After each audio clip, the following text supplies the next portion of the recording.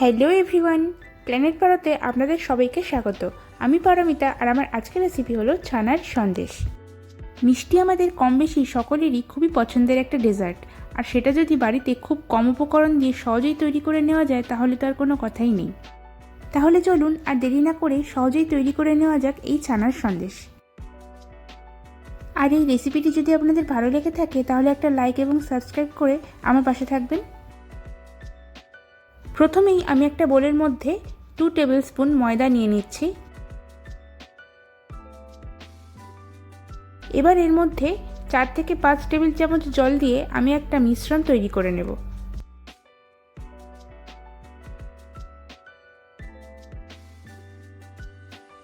এখন এই ময়দার মিশ্রণটাকে একটা সাইড করে আমি রেখে দিচ্ছি।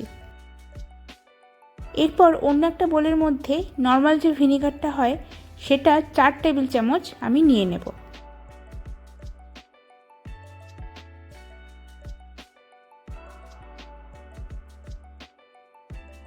এবার এই ভিনেগারের মধ্যে সমপরিমাণ জল অর্থাৎ 4 টেবিল চামচ জল আমি নিয়ে নিচ্ছি।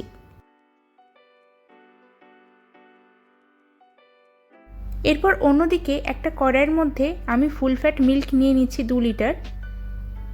দুধটা আমাদের ফুল ফ্যাট মিল্কই ইউজ করতে হবে, এই যে ফুল ক্রিম লেখা এই দুধটাই আমাদের লাগবে।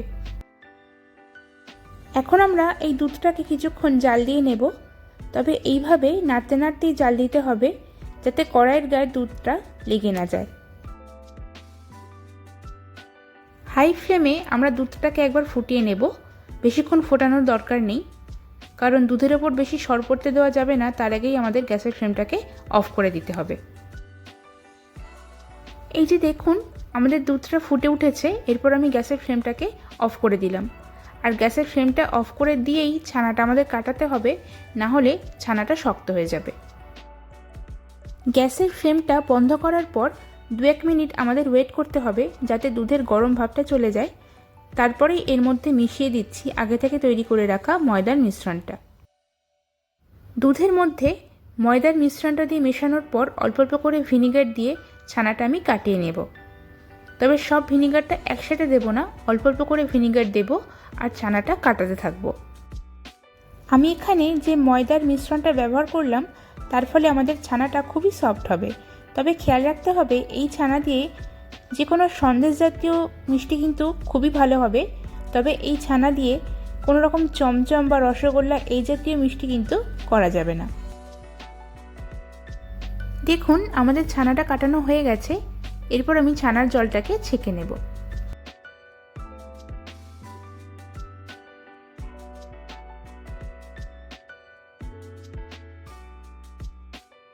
এখন ছানার মধ্যে কিছুটা পরিমাণ জল দিয়ে ছানাটাকে ভালো করে ধুয়ে নিতে হবে যাতে ছানার ভিতর থেকে ভিনেগারের টক ভাবটা চলে যায়।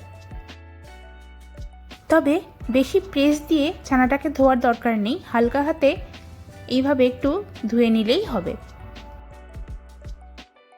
ছানাটা ভালো করে ধুয়ে নিয়েছি, এরপর এর মধ্যে এক্সট্রা যে জলটা আছে সেটা এইভাবে একটু চিপে আমি বের করে নিচ্ছি, তবে বেশি প্রেস দেওয়ার দরকার নেই। এরপর ছানাটাকে 45 থেকে 50 মিনিট মতন এইভাবে ঝুলিয়ে রেখে দিতে হবে যাতে ছানার ভিতর থেকে অবশিষ্ট যে জলটা আছে সেটা বেরিয়ে যায়। তারপর ফিরে আসছি। 45 মিনিট হয়ে গেছে, আমি ছানাটা বের করে নিচ্ছি। দেখুন ছানাটা কতটা সফট হয়েছে। এরপর ছানার ভিতর যে গোটা অংশগুলো থাকে সেগুলোকে একটু ভেঙে নেব আর ছানাটাকে হালকা হাতে ভালো করে একটু মেখে নিচ্ছি। তারপর চলে যাব নেক্সট স্টেপে। এখন সন্দেশের পাকটা করে নেব, তার জন্য একটা প্যানের মধ্যে 3/4 কাপ মানে 150 ml মতন দুধ নিয়ে নিলাম। দুধটাকে এইভাবে নাড়তে নাড়তে একবার জাল দিয়ে নেব, তারপর এর মধ্যে দিয়ে দেব 1/2 কাপের থেকে সামান্য কম গুঁড়ো দুধ। এখন এই দুটো জিনিসকে প্রথমে ভালো করে একবার মিশিয়ে নেব, তারপর এর মধ্যে দিয়ে দেব 1/2 কাপ পরিমাণ চিনি। চিনিটা আপনারা আপনাদের স্বাদ অনুযায়ী ব্যবহার করবেন। যারা কম মিষ্টি খান তারা এর থেকে একটু কম চিনি ব্যবহার করতে পারেন, আর যারা বেশি মিষ্টি খান তারা এর থেকে একটু বেশি মিষ্টি দিতে পারেন, তবে এই সন্দেশটা একটু কম মিষ্টি হলেই খেতে বেশি ভালো লাগে। মিডিয়াম ফ্লেমে দুধ আর চিনিটাকে ভালো করে মিশিয়ে নিয়েছি। এরপর এর মধ্যে দিয়ে দেব আগে থেকে তৈরি করে রাখা ছানা। ছানাটা দেওয়ার পর মিডিয়াম টু হাই ফ্লেমে একটু সময় নিয়ে ছানাটাকে এই দুধের সাথে মিশিয়ে দিতে হবে। এই সময় গ্যাসের ফ্লেমটাকে বেশি লোতে রাখা যাবে না, তাহলে ছানা থেকে অনেকটা জল বেরিয়ে যাবে আর আমাদের পাকটা করতেও অনেকটা সময় লেগে যাবে। তাই জন্য গ্যাসের ফ্লেমটাকে মিডিয়াম টু হাইতে রেখেই আমাদের ছানাটাকে পাক করে নিতে হবে। এই সময় এর মধ্যে দিয়ে দিচ্ছি খুব সামান্য পরিমাণ এলাচের গুঁড়ো। এরপর এই এলাচের গুঁড়োটাকেও ভালো করে এই ছানার সঙ্গে আমি মিশিয়ে দেব। প্রায় 10 মিনিট ধরে অনবরত নাড়তে নাড়তে আমি ছানাটাকে ভালো করে মিশিয়ে নিয়েছি। এর থেকে বেশি পাক করার দরকার নেই, তাহলে আমাদের মিষ্টিটা শক্ত হয়ে যাবে। আমাদের ছানার পাকটা একদম কমপ্লিট হয়ে গেছে। এরপর আমি গ্যাসের ফ্লেমটাকে অফ করে দিচ্ছি। অন্যদিকে এইরকম একটা চৌকো কাঁচের বোলের মধ্যে বেকিং পেপার দিয়ে ওপর থেকে আমি ছানার পাকটাকে দিয়ে সমান করে দিচ্ছি। তবে এই মিষ্টিটা একটু অসমান হলেই দেখতে বেশি ভালো লাগে। এখন ওপর থেকে আমি কিছু পেস্তা বাদাম কুচি এইভাবে ছড়িয়ে দিচ্ছি, তবে এটা অপশনাল।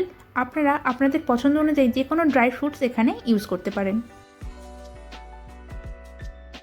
2 লিটার দুধে আমার যতটা ছানার পাক হয়েছিল, আমি আরও একটা জায়গায় ছানার পাকটাকে নিয়ে ওপর থেকে সেমভাবে পেস্তা বাদাম কুচি ছড়িয়ে দিয়েছি।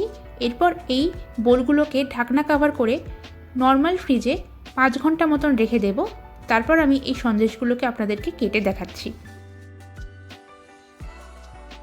5 ঘন্টা পর ফিরে এলাম। আমি সন্দেশটাকে ফ্রিজ থেকে বাইরে বার করে নিয়ে এসেছি। এখন আমি সন্দেশটাকে আপনাদেরকে কেটে দেখাচ্ছি।